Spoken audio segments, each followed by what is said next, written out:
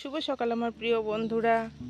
দেখো আজকে তো বৃষ্টি হওয়ার কথা, তো সকালবেলা খুব মেঘ করছিল আকাশটা, যদিও কিন্তু বৃষ্টিটাও হইল না। দেখি এখন সারাদিনে বৃষ্টি হয় কি না। যা গরম যাচ্ছে কয়েকদিন থেকে তার বলার মতো না, মানে থাকা যাচ্ছে না এই অবস্থা। তো দেখো অনেকটা জায়গা কিন্তু পরিষ্কার হয়েই গেছে।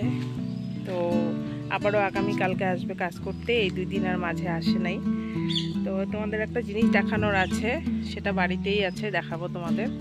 তো বেশ হাওয়া দিচ্ছে কিন্তু আজকে।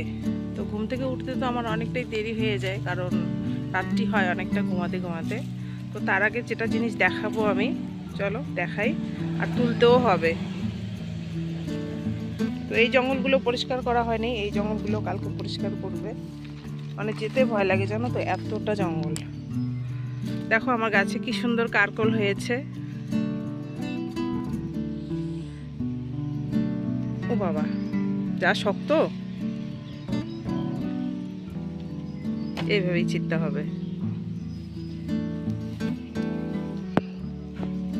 আমার না কারকল ভাজা খেতে খুব ভালো লাগে জানো। যদিও বা গাছটা আমাদের না, মানে আমাদের বলতে কি আমরা লাগাইনি, গাছটা লাগাইছিল আমাদের পাশের বাড়ির এক দাদা ওই দিকে। তো এগুলো কি হয়, কারকলের গাছ না একদিকে লাগালে পরে আরেক দিকে চলে আসে। তো সেটাই হয়েছে, আমাদের এইদিকে আসছে, তাই ডালগুলো তুলে দিয়েছি। ওমা পড়ে গেল।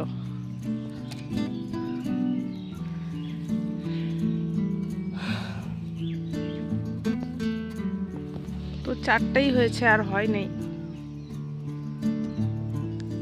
আমাদের এই জাম গাছটা তো তোমরা অনেকেই চেনো, কিন্তু এত বড় হয়েছে গাছটা, আর এবার এত ফল আসছে, কিন্তু জাম খেতে পারছি না। কেন কি, গাছটা অনেক বড় হয়ে গেছে, নিচ থেকে যে কোটা দিয়ে পারবো তার কোনো বুদ্ধি নেই। যদি কেউ কিনতে আসে তাহলেই খেতে পারবো। আর তাছাড়া 4-5জন মানুষের দরকার। একটা মশারি আছে আমার, সেই মশারিটা ধরে একজন কোটা দিয়ে গুঁতা দিলেই কিন্তু জাম পড়ে, কিন্তু সেটাই আর হয়ে উঠতে পারছে না, তাই জামও খাওয়া হচ্ছে না। তাই এখন ঘরে ঢুকে তোমাদের দেখাবো সেই জিনিসটা।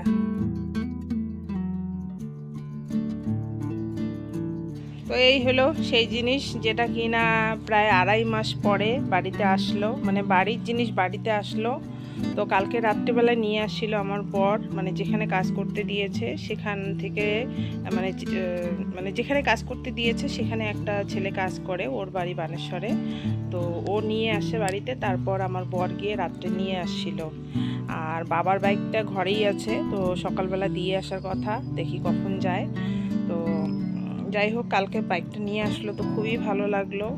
2.5 মাস পরে বাইকটা আসলো। তোমরা ভাবো বাবার বাইকটা নিয়ে কত অসুবিধা করে ও কাজ করেছে, কারণ বাবারও লাগে, ওর তো প্রতিদিনই লাগে, মানে প্রতিদিন কি প্রতিনিয়তই লাগে।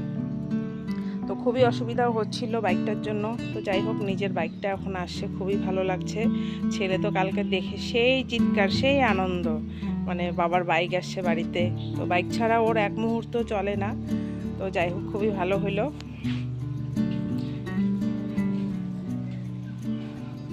কারণ এই বাইকটার উপরে নির্ভর করেই তো ব্যবসা বাণিজ্যটা করে ও।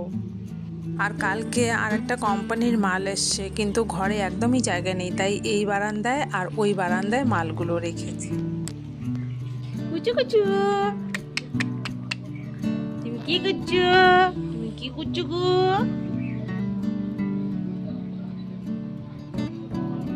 এ বাবা ওঠ, কি গো, বাইকটা দিয়ে আসো, বাবার বাইকটা। হ্যাঁ যাও।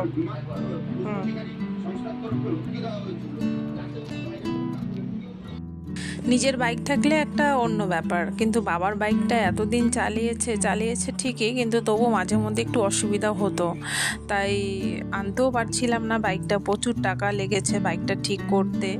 তা যাই হোক, বাইকটা আসছে, ভালোই হয়েছে, আর সমস্যা হবে না। আর এদিকে দেখো ছোট্ট একটা প্লাস্টিকের গামলা মা আমাকে দিয়েছে আর কি, আমি এনেছি। আর কালকে কাঁঠাল দিয়ে গেছে, সেই কাঁঠালের বীজগুলো ভালো করে শুকিয়ে রেখেছি, ভাজা খাবো। এই প্রথম এই কাঁঠাল বীজগুলো ভাজা খাবো, কিন্তু এখনও আমার গাছের কাঁঠাল পাকেনি। তাই দেখো ওই বাবার বাইকটা এই ঘরে রাখা হয়েছে, ওই ঘর থেকে বের করে এখন আমার বর নিয়ে যাবে। আমার দেওয়া আজকের এই ছোট্ট ভিডিওটা যদি তোমাদের ভালো লাগে তাহলে অবশ্যই যারা ইউটিউব থেকে দেখছো তারা চ্যানেলটাকে সাবস্ক্রাইব করে রাখবে আর পাশে থাকা বেল আইকনটি প্রেস করে রাখবে। আর যারা ফেসবুক থেকে আমাকে দেখছো তারা চ্যানেলটাকে ফলো করে রাখবে, তাহলে আমার দেওয়া সমস্ত ভিডিও তোমাদের কাছে সবার প্রথমে নোটিফিকেশন চলে যাবে। সবাই তোমরা ভালো থেকো, টাটা।